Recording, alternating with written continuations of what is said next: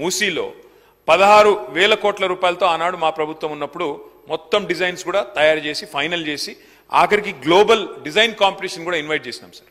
చేసిన తర్వాత ఇవాళ మాకు ఆశ్చర్యం ఎక్కడ కలుగుతా ఉందంటే ఒక రోజేమో 50,000 కోట్లతో మూసీ ప్రక్షాళన మూసీ బ్యూటిఫికేషన్ అని ఒకరోజు ప్రకటన వస్తుంది. తర్వాత పర్యాటక శాఖ మంత్రి గారేమో 70,000 కోట్లతో అని చెప్పి వారు ప్రకటన ఇచ్చారు.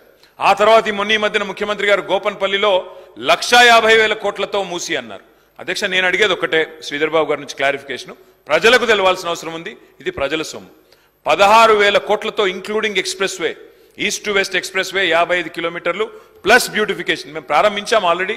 మీకు తెలియకపోవచ్చు, నాగోల్లో మీరు పోతే మీరు చూడవచ్చు. వారిని కోరేదేమంటే ఇది రాష్ట్ర ప్రజల సంపద.